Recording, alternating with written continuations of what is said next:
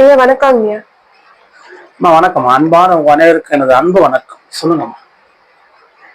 ஐயா, ம் நம்ம தினம் தினம் வேலை செய்யறோம், ஓடுறோம், ஓடியாரோன்ற ஒரு விஷயம் கண்ணோட்டத்தை மட்டும் நம்ம பார்த்துட்டு இருக்கோம். ஆனா நம்ம தினம் தினம் ஒவ்வொரு விஷயமும் வேலையா செய்யறோமா இல்ல ஒவ்வொரு விஷயத்த படைச்சிட்டு இருக்கோமா?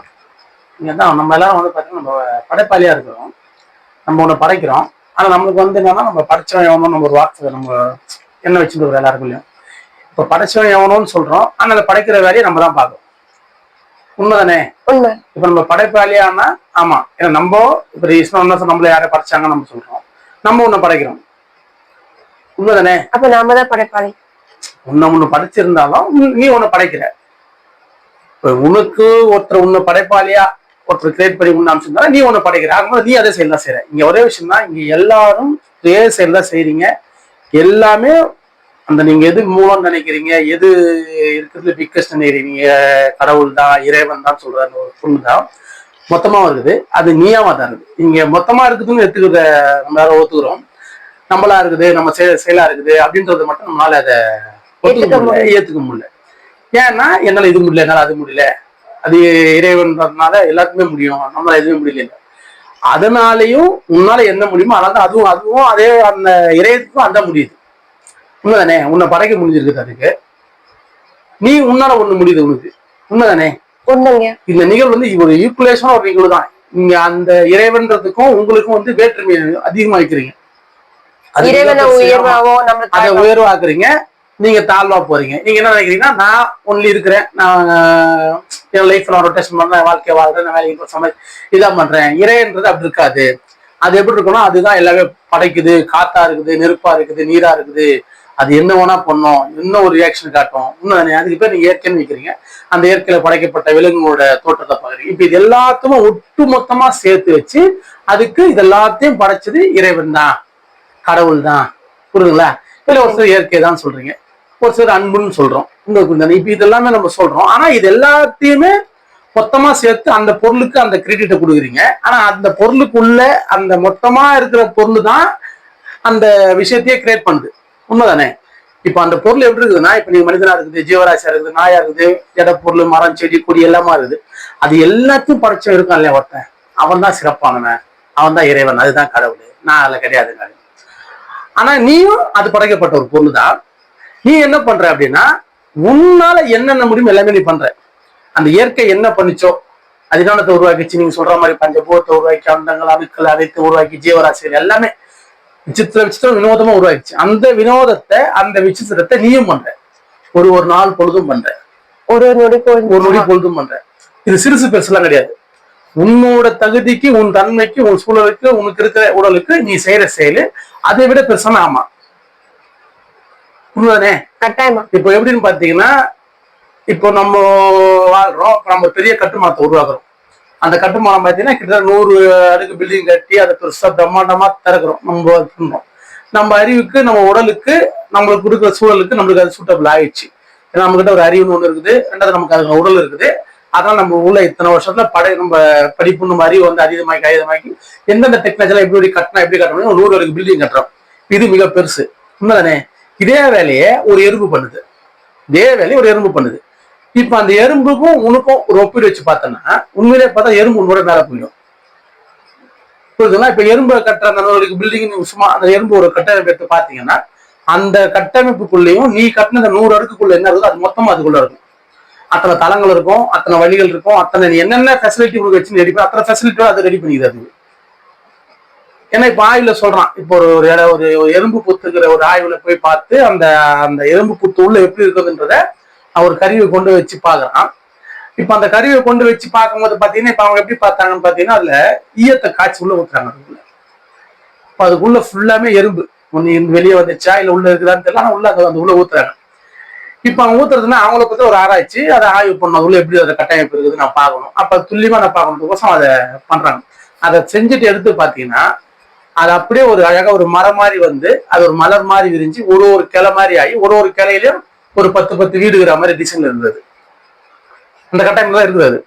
பார்க்கறதுக்கு ஒரு பெரிய ஒரு ஆர்கிடெக்ட் கட்டுற மாதிரி இருக்குது. அந்த அளவு ஒரு கட்டமைப்புல அந்த கட்டமைப்பு இருக்குது. அதுக்குள்ள பாலம் இருக்குது, அதுக்குள்ள ஒரு தளங்கள் இருக்குது, ஒருத்தருக்கு ஒரு வீடு இருக்குது, எல்லாமே இருக்குது உள்ள. அத்தனை செட்டப்பும் வச்சு அந்த அந்த எறும்பு அதை கட்டிடுது. இப்போ உனக்கும் அந்த எறும்புக்கு ஒரு ஒப்பு வச்சு பார்த்தீங்கன்னா எறும்பு உன்னோட உடலுக்கும் சரி, உன் சைஸுக்கும் சரி, உன் ஒயிட்டுக்கும் சரி, உன் அறிவுக்கும் சரி கிட்டே வர முடியாதுன்ற.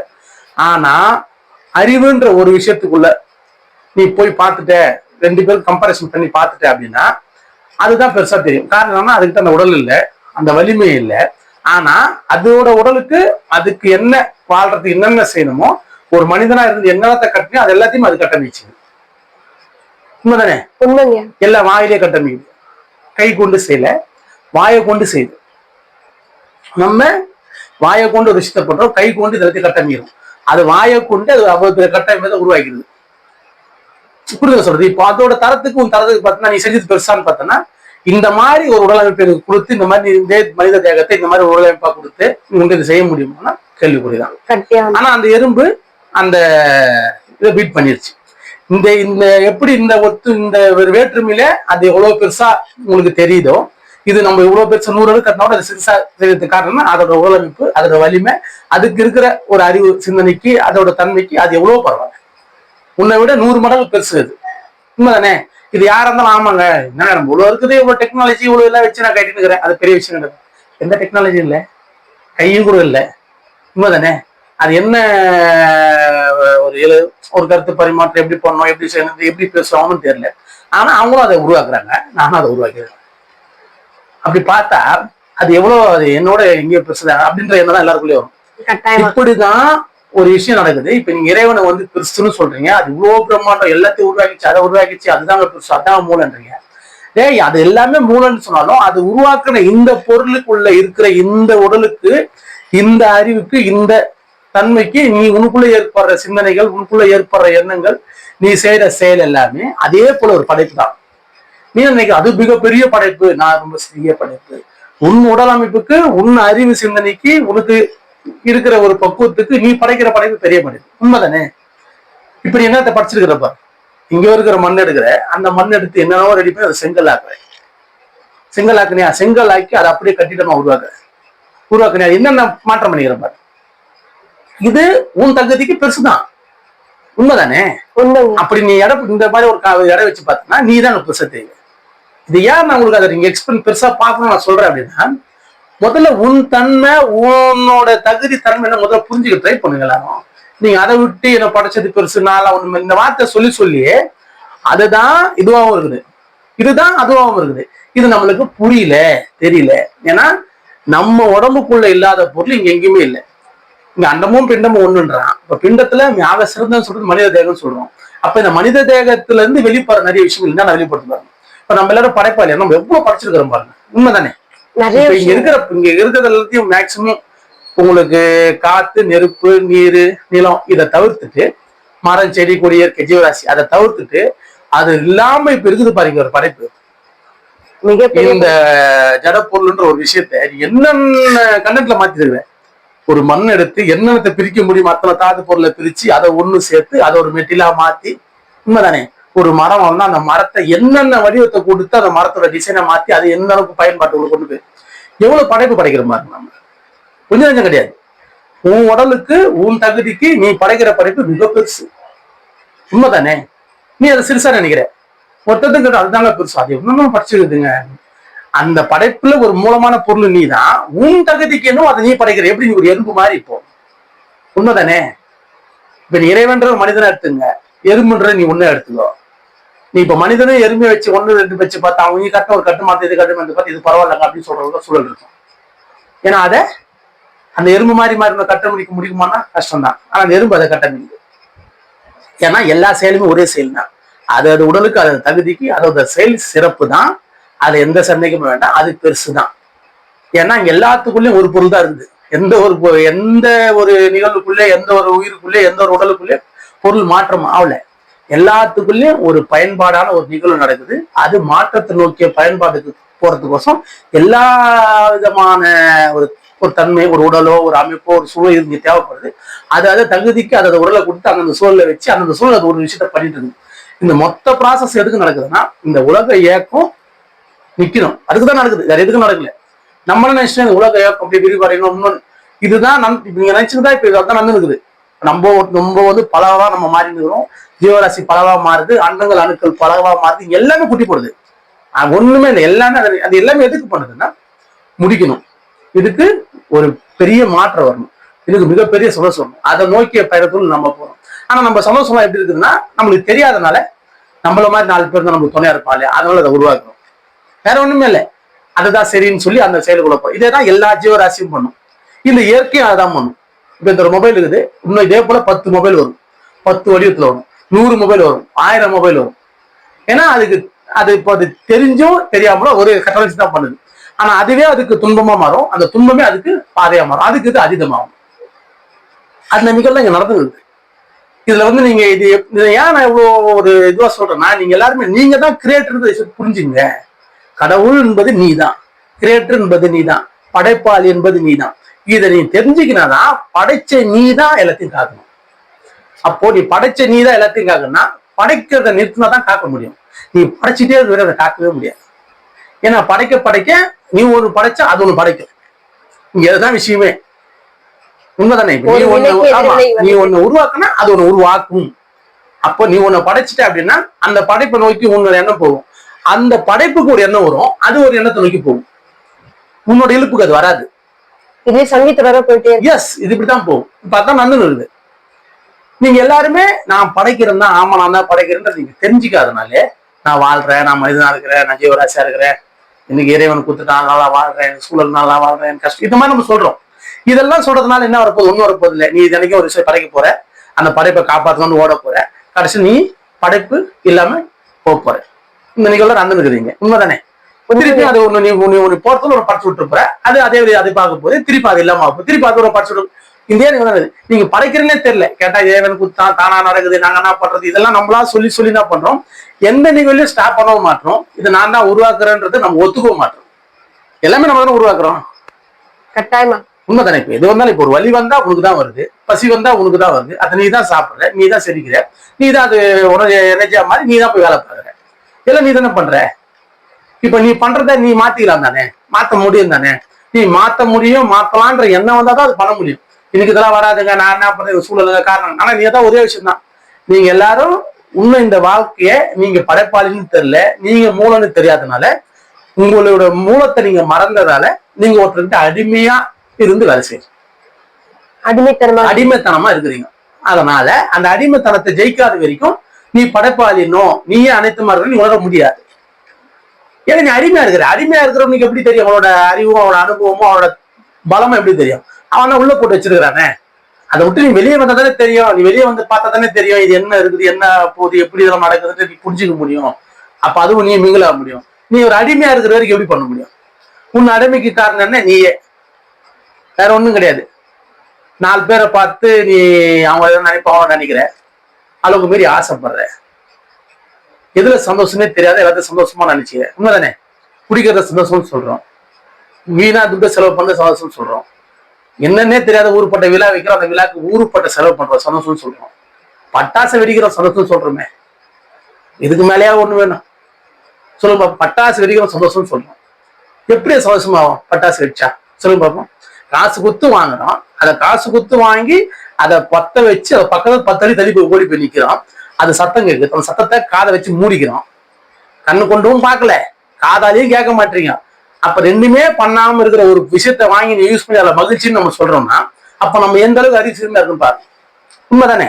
நீ ஒரு சந்தோஷம் ஒரு பொருளை வாங்கி அந்த பொருளை நீ கட்டி பிடிச்சி அதோட என்னென்ன இருந்தா கூட ஒரு பரவாயில்லன்னு சொன்னா, அதை வாங்கி நீ வந்து வச்சு அதை அதை அது எப்போ அது வெளிப்பட போது அதை வெளிப்படுத்ததை பார்க்கவும் மாட்டேன், அதை கேட்கவும் மாட்டேன். அப்புறம் எதுக்கு அது அது எப்படி மகிழ்ச்சி ஆச்சு? ஏன்னா சொன்னேன், நம்ம ஜெயிலுக்குள்ள மாட்டினது, அந்த ஜெயிலுன்றது அறியாம, உண்மை அறியாம தான். அந்த அறியாம நீங்கணும்னா நீங்களே அனைத்துமா புரிஞ்சாம நீங்க முடியும். அப்படிலாம் கிடையாதுங்க, இறைவன் ஒரு இருக்கிறான், கடவுள் மீறி எதுவும் நடக்க, இந்த வார்த்தைகள்லாம் எதுக்குன்னா இன்னும் அறியாமை ஆக்குறது தான். நீ என்ன செஞ்சாலும் இந்த மாதிரி ஒரு காரணத்தை சொல்லி, நீ நன்மை செஞ்சாலும் ஒரு காரணம் சொல்லுவேன், நீ தீமை செஞ்சாலும் ஒரு காரணம் சொல்லுவேன். அவங்க மாதிரி எல்லாத்துக்குமே இந்த காரணத்தை பொதுவா வச்சுட்டாங்க.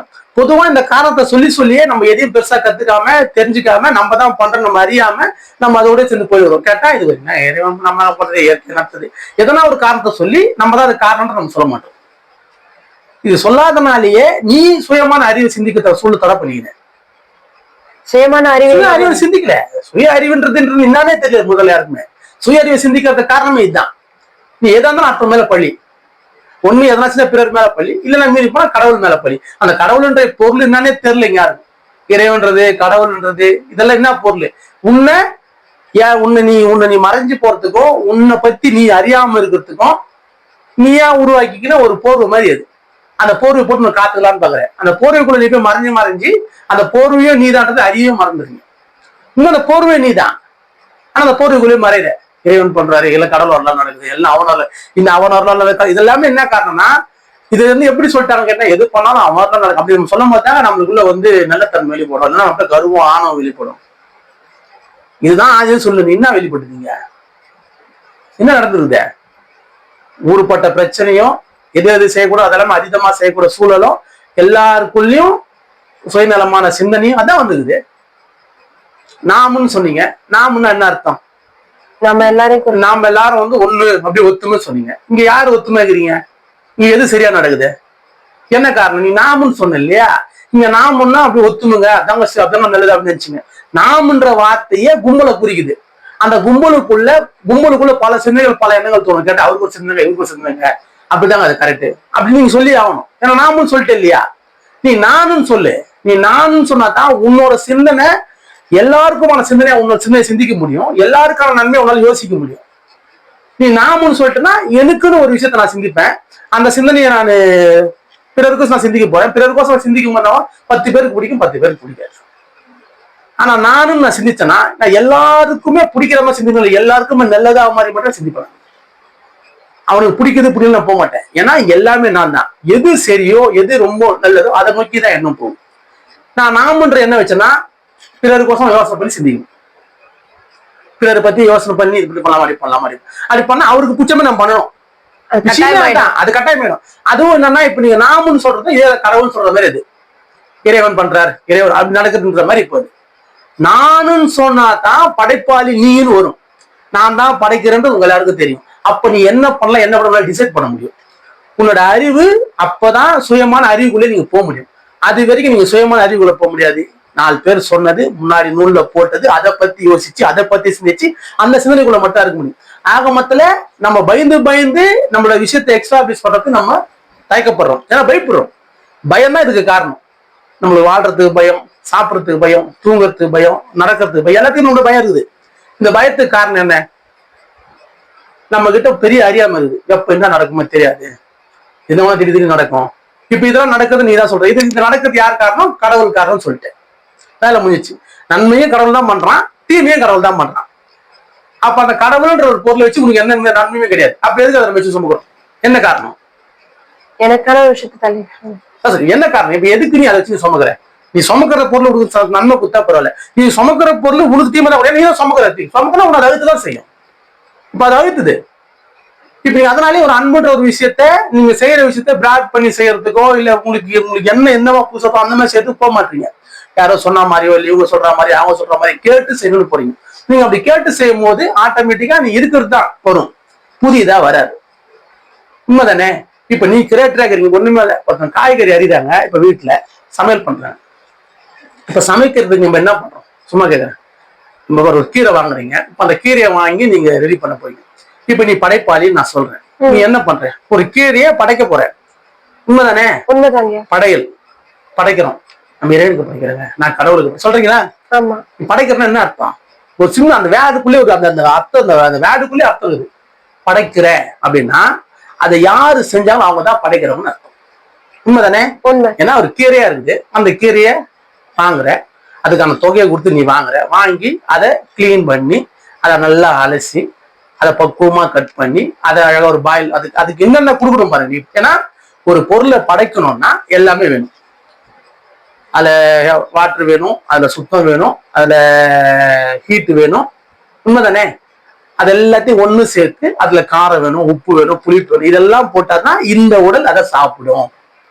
இல்ல இந்த உடல் அதை எடுத்துக்காது. ஏன்னா இந்த உடல் உள்ள தகுதி இதை சேர்த்துதான் இதனால உண்ண முடியும். அந்த அளவுக்கு தான் இந்த உடம்போட ப்ரோக்ராம் இருக்குது. அப்ப அந்த ப்ரோக்ராமுக்கு ஏற்ற மாதிரி ஒரு பொருளை படைக்கணும். நான் எப்படி உண்ணணுமோ அதுக்கேற்ற மாதிரி நான் அதை ப்ரிப்பேர் பண்ணணும். அப்பதான் என்னால அதை உண்ண முடியும். எனக்குள்ள சத்தா நான் கன்வே பண்ணிக்க முடியும். அப்படியே எடுத்து என்னால சாப்பிட்டு சத்தம் எடுத்துக்க முடியாது. அப்படியே சாப்பிட்டு நான் சத்தம் எடுத்தாலும் நான் தன்மாற்றம் அதுக்கு நான் கொடுக்குறேன். ஆக மொத்தத்துல ஏற்கனவே இருக்கிற படைப்பை அந்த படைப்பை தன்மாற்றம் நான் பண்றேன். உண்மைதானே? உண்மைதாங்க. அந்த கீரை நீ அப்படியே எடுத்து சாப்பிட்டாலும் அந்த கீரை நீ எடுத்து பறிச்சு நீ சாப்பிடும் போது நீ அதை உனக்கேற்ற மாதிரி படைப்பா மாத்திக்கிறது. உன் தேவைக்கு ஏற்ற மாதிரி அதை எடுத்து கழுவி மென்னு சாப்பிட்டு அது உனக்குள்ள சத்தா போய் இந்த உடலா மாறிடுது. இதே நீ அதை சமைச்சு நீ சாப்பிட்டாலும் அதே கண்டென்ட் தான். ஆக மொத்தம் நீங்க அந்த உணவை செய்யும் போது நம்ம சார் நான் சாப்பிட்டு உணவு சமைக்கிறேங்க சிம்பிளா சொல்றோம். நான் சாப்பிட்டு நான் வந்து தக்காளி சட்னி வச்சேன், நான் கீரை கூட்டு வச்சேன், நான் சாம்பார் வச்சேன். ஆனா நீங்க எல்லாத்தையும் படைச்சிருக்கிறீங்க. உண்மைதானே? ஒரு சாம்பார் வைக்கிற அந்த பருப்பு வாங்கி அலசி அதை வேக வச்சு அதை பக்குவமான பழத்துக்கு அதை வெந்ததுக்கு அப்புறம் அதை காய்கறி எல்லாம் போட்டு அதுக்கு மசாலா எல்லாம் போட்டு பக்காவா பதப்படுத்தி அதை ரெடி பண்ணி என்ன பண்ண படைச்சியா இல்லையா? படைச்சிருக்கோம். இது ஏன் உங்களுக்கு தெரியல? ஒரு சிம்பிள் லாஜிக் தானே. நீ படைக்கிறது ஏன் உங்களுக்கு தெரியல? அந்த பொருள் நீ எடுத்து அப்படியே சாப்பிட முடியாத ஒரு பொருளை கரெக்டா எடுத்து பதமாக்கிடுற. அந்த பதமா நீ தானே ஆக்குன? ஆமா. இது எவன் ஆக்குனா? இறைவன்ற பொருள் நீ இருக்குதுன்னு சொல்லுங்க, நான் இல்லைன்னு சொல்ல. அது இருக்குதுன்ற பொருள் நீயா தான் இருக்குது. அந்த பொருள் நீயா தான் இருக்குது. நீ எப்படி நீ என்னத்தை படைச்ச அந்த படைப்பும் அதான் இருக்குது. படைக்கப்பட்ட படைப்பாளி அதுதான், அந்த படைப்பும் அதுதான். ஏன் அது இல்லைன்னு ஏன் அது இல்லைன்றது உள்ள மட்டும் ஏன் போறீங்க? பழக்கத்தை மாத்திக்க முடியல. காரணம் பயன்தான். இறைவன்லாம் நம்மள வர முடியுமா? அங்கிருந்து தான் இருக்கிறீங்க எல்லாருமே. எல்லாரும் அந்த மூலமா தான் இருக்கிறீங்க. உங்களுக்கு ஏன் அந்த விஷயம் புரிய மாட்டேங்குது? இப்ப நான் ஏன் இதை உள்ள டீப்பா சொல்றேன்னா, நம்ம எல்லாருமே இங்க படைப்பாளியா இருக்கிறோம். நீங்க இன்னொன்று படைச்சவன் தனியாவோ படைப்பாளி தனியாவோ கிடையாது. உண்மைதானே? நீ ஒரு பொருளை படைக்கிறேன்னா அப்ப நீ தான் மூலம்.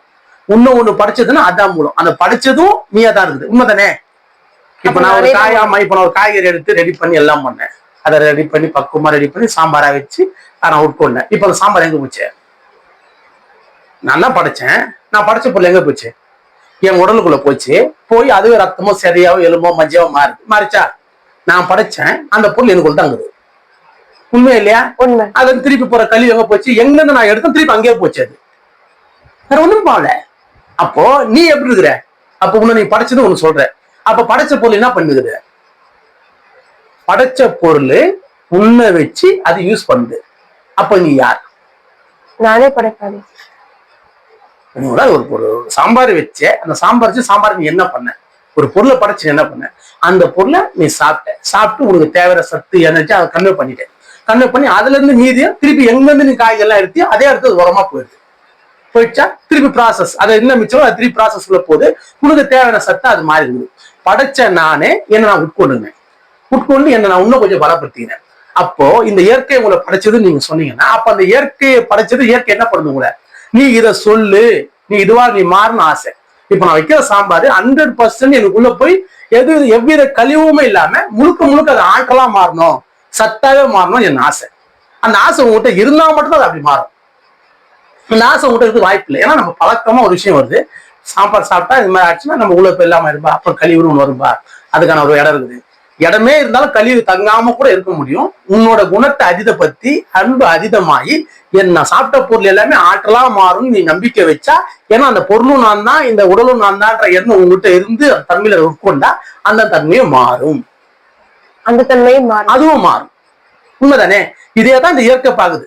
இந்த இயற்கை என்ன சொல்லிட்டு அந்த படைச்ச உடனே படைச்ச நீயும் மூலன்னு அறிஞ்சிட்டன்னா இந்த படைப்பாலையும் படைக்கப்பட்ட பொருள் ரெண்டு ஒண்ணாயிடுவோம். நீங்க அதை ஒத்துக்கவே மாட்டீங்களே. என்ன சொன்னாலும் இறைவன் இருக்கிறான், கடவுள் இருக்கிறான், என்னால ஆவது ஒண்ணும் இல்லை, எனக்கு ஒண்ணும் தெரியாது, எனக்கு ஒண்ணும் முடியாது நீ சொல்ல நீ இப்பதான் இப்ப அந்த ஒரு இப்ப உண்மையிலே பார்த்தா இப்ப நீ ஒரு கீரை சமைச்ச ஒரு பொருள்னு வச்சுக்க. நம்ம சமைச்சது இறைவன் தான் சமைச்சது. அவன் சாப்பிட போறான். இப்ப நம்மள சாப்பிடுறதுன்றதுனால இப்ப இந்த நம்ம படைக்கிறோம் இல்லையா, ஒரு செயலை பண்றோம், இது பண்றோம், அது செய்யறோம், எல்லாமே இதெல்லாமே இறைவாசப்பா. இதெல்லாம் பண்ணிக்கின்னு அவன் பெரிய மாற்றத்துல போய் அவனே அதுன்னு அறிஞ்சிடுவானா?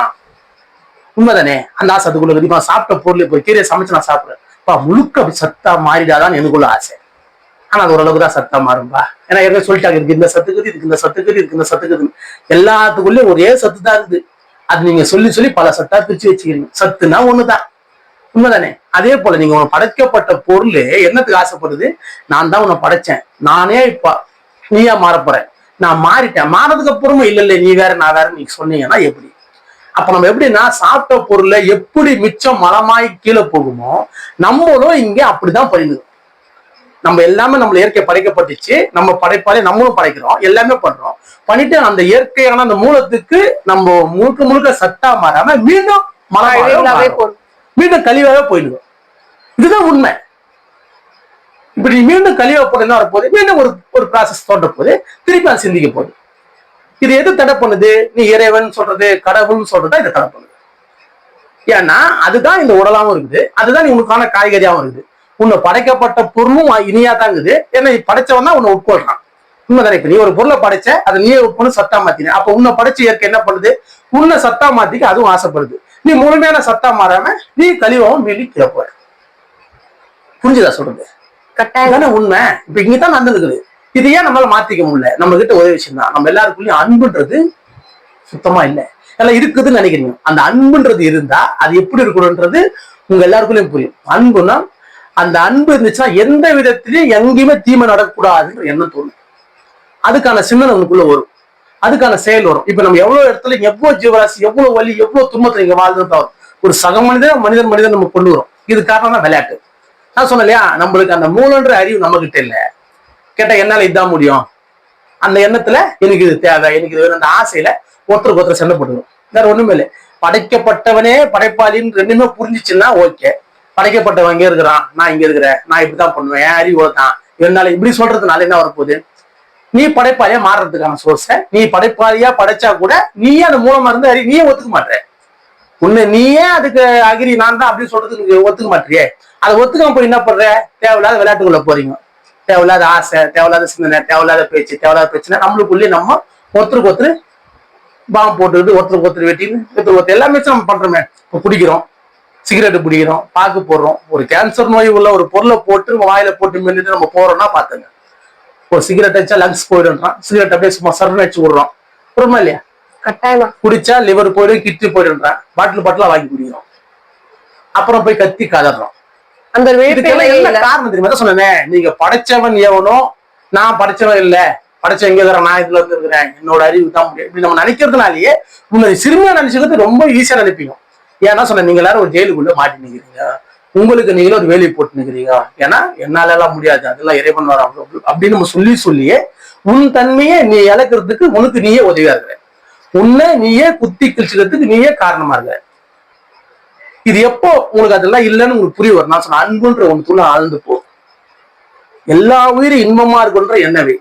இங்க எது நடந்தாலும் சரியாதான் நடக்கும், சரியாதான் நடக்கணும் அப்படின்ற சிந்தனையாவது கொண்டு வா. இங்க தப்பு பண்ணா கெட்டதுதான் நடக்கும் அப்படின்ற எண்ணத்தை மாத்து. கெட்டதே சின்ன நன்மை நடக்கணும்ன்ற சிந்தி. எவ்வளவு கெட்டவனா இருந்தாலும் அந்த மாற்றம் வரணும்னு யோசி. சொல்லு புரியல? இது ஏன் இந்த யோசிக்கணும்னா, நீயே படைப்பாளியா இருக்கிற, உன் சிந்தனை அதை மாத்தி படைச்சிடும். இது இங்க யாருக்கும் தெரியல. ஏன்னா அது அவன் பண்ண தப்பு, அவன் பண்ணதான், இப்படிதான் பிரச்சனை, இப்படிதான் நம்மளுக்கு விரிவழியில போயிருக்கணும். நம்ம இந்த சிந்தனையில நம்ம மாற்றணும். இது எப்ப மாற்ற முடியும்? நமக்குள்ள அன்பு அதிகமாகும் மட்டும்தான் மாறும். பிறர் வழியே உன் வழியா நீ எண்ணும் போது மட்டும்தான் பெரிய அறிவும் பெரிய மாற்றம் வரதுக்கான வாய்ப்புகள் அதிகம்.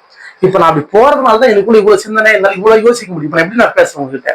எந்த ஒரு ப்ரிப்பரேஷனும் கிடையாது, சுத்தமா படிக்கவும் தெரியாது. என்னால நான் எப்படி பேசுறேன், எனக்குள்ள ஏற்படுற அந்த சிந்தனையில நான் உங்களுக்கு எக்ஸ்பிளைன் பண்றேன்.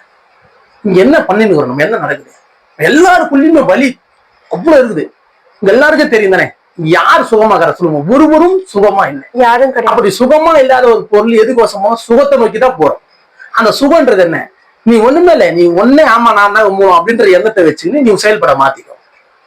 என்னால மாத்த முடியும், நான் ஒரு படைப்பாளி தான், நானே தான் அனைத்துமாகிறேன், அப்ப நான் சரி பார்த்தா சரியாயிடும், ஆமா ஆயிடும் தான் அப்படின்ற எண்ணத்துல ஒரு சிறிய செயலை கூட ரொம்ப முழு முயற்சியாவும் முழு நம்பிக்கையோட செஞ்சு பாருங்க, மாறும்.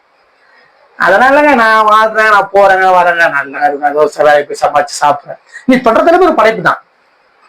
நீ வேலைக்கு போறது ஒரு படைக்க போற, போய் படைக்க போற, நீ உணவு சாப்பிடும் போது ஒன்று படைக்க போற, நீ எது போல படைப்பு தான். அப்ப நீ படைக்கிற பொருள் எல்லாமே உனக்கு பயன்படுது. அப்போ நீ இயற்கை தான் படைச்சிருச்சோ, அந்த இயற்கைக்கு நீ எவ்வளவு பயனா இருக்கணும்? ஏன் நம்ம இருக்க மாட்டோம்? ஏன்னா படைச்சது வேற, நான் வேறன்னு நினைக்கிறேன்.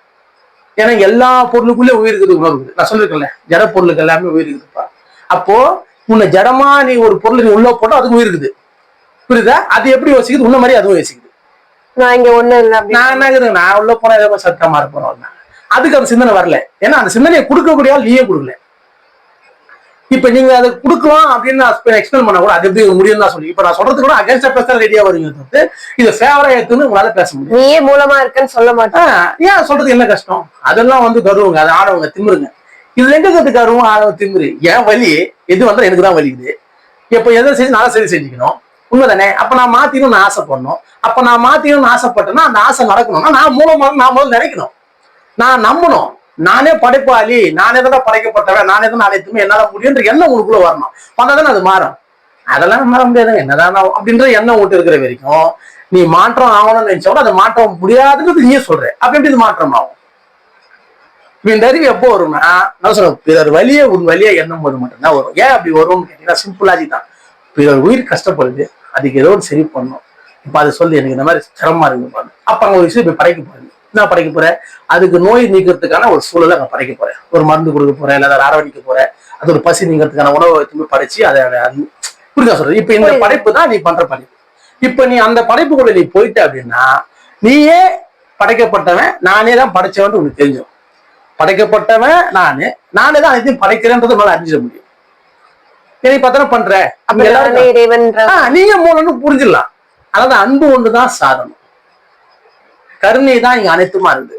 ஏன் அந்த கருணை அனைத்துமா இருக்குதுன்னா அந்த அனைத்துமா இருக்கிறது அனைத்துமா மாறுறதுக்கோசம் இந்த பெரிய அது கொடுக்குது. வேற எதுக்கோசமா கொடுக்கல. உங்ககிட்ட எவ்வளவு சுகமான சூழ்நிலை கொடுத்தா நீங்க இன்னும் அதிகமான துன்பத்துக்குள்ள போறீங்க. உங்களுக்கு எப்போ நான் அதிகமான துன்பம் கொடுக்கணும் அப்பதான் மேலான இன்பத்துக்குள்ள போத்தன வழிக்குள்ள போறீங்க. ஒரு பிரச்சனை ஒரு வழி வரும்போது தான் கொஞ்சம் ரிலைஸ் பண்றேன், நிக்கிறேன், யோசிக்கிறேன், கொஞ்சம் சிந்திக்கிறேன். இப்ப நான் பேசுற பேச்சு அப்பதான் கேட்பீங்க, இல்ல கேட்க கூட மாட்டேங்க. ஒரு பேசி ஜாலியா போறோம், அந்நியான வரும். இதுவே எதனா நானா மட்டும் உங்களுக்கு யோசனை வரும். ஆனா உனக்கு இப்ப நீ நார்மலா போற பத்தியா, இது வந்து உங்க அறியாமையில போறேன். அறிஞ்சிட்டேன்னா இதை புரிஞ்சுக்கணும், இதை தெரிஞ்சுக்கணும், எனக்கு முழுமையான சந்தோஷம் வரணும். ஏன்னா முழுமையான சந்தோஷம் முழுமையான அன்பு. அந்த முழுமையான அன்புன்றது என்னன்னா எந்த உயிருமே இங்க துன்பப்படக்கூடாதுன்ற எண்ணம் உனக்குள்ள தோன்றும். அந்த தோன்றுதல் மட்டும்தான் முடிவு கொடுக்கும். ஏன்னா நீயே மூலமாக அறிவு இருக்கும். மூலமான அறிவு வந்தா அனைத்துமா நானாகிறேன். நான் ஏன் இந்த ஏற்றத்தாழ்வுக்குள்ள மாறின அவசரப்படணும்? ஏற்றமும் நான் தான், தாழ்வும் நான் தான். அப்ப இதை சரி பண்ணிக்கலாம் இல்லையா? அப்ப சரி பண்ணா இந்த ஏக்கம் இல்லாம போறதுதான் சரி, இந்த அசைவு நின்று போறதுதான் சரி. உண்மைதானே? இதை யார் சொன்னோம்? இது உள்ளுக்குள்ள மாட்டி அவசரப்படுற நம்ம தான் சொல்லணும். நம்மன்றதும் படைச்சதுன்றதும் படைப்புன்றதும் ரெண்டுமே ஒண்ணு. இதை நம்ம அறிஞ்சா நம்மளே படைப்பாளி தான், நம்ம தான் படைக்கிறோம். அப்ப நம்ம தான் மூலம். அப்ப நம்ம என்னத்தை படைக்கணும்? இந்த ஏக்கமே இல்லாம இருக்கணும்ன்ற ஒரு சிந்தனை நம்ம படைக்கணும். உண்மைதானே? முழுமையான இன்பம் வரணும் அப்படின்ற ஒரு நிகழ்வு நடந்து நம்ம அதை படைக்கணும். அதை படைத்தால் இந்த படைப்பு நின்று போய் நம்ம நித்தியமான பேர்ம நிலைக்கு போறதுக்கான சோர்ஸ் கட்டாயம் நடக்கும். ஏன்னா இங்க வலி மிக கொடுமை. அந்த வலி நீங்கணும்னு படைக்கப்பட்டதும் ஆசைப்படுது, படைச்சின்னு உள்ள அவசரப்படுறதும் ஆசைப்படுது. இந்த ஆசை நடக்கணும்னா நம்ம தான் படைப்பாளி, நம்ம தான் படைக்கப்பட்டு இருக்கிறோம், நம்ம தான் படைச்சிட்டு இருக்கோம். அப்ப நம்மளுக்குள்ள இந்த ஆசை வரும்போது மட்டும் இந்த நிகழ்வு கட்டாயம் நடக்கும். அந்த ஆசை நம்மளுக்குள்ள என்னைக்கு வெளிப்படும், நம்மளுக்கு எப்ப அது புரிய வரும்? இப்ப நான் சொல்றது எப்ப புரிஞ்சுக்க முடியும்னா உங்களுக்குள்ள அன்புன்ற ஒரு விஷயம் அதிகமாகும் போது, பிறர் வழியை உன் வழியா சிந்திக்கும் போது மட்டும்தான் இந்த வார்த்தைகள் உள்ள போய் உனக்குள்ள இந்த மாற்றத்தை இது உண்மையில நடக்கணும்ன்ற ஒரு சரியான ஒரு புரிதலை 100% வெளிப்படுத்தி காட்டும். இதுதான் 100% உண்மை. அப்ப நம்ம அன்பா இருக்கிறத நம்ம சாதனையா நம்ம கொள்ளும் போது பிறர் வழியை நம்ம வழியா எண்ணும் போது மட்டும்தான் நமக்கான வழி முற்றிலும் கிளீனாகி நம்மளே படைக்கப்பட்டு இருக்கிறோம், நம்மளே படைச்சினர்கள் நம்மளால 100% அறிய முடியும். கட்டாயமாங்க, மிக அற்புதமா சொன்னீங்க. மிக்க நன்றி.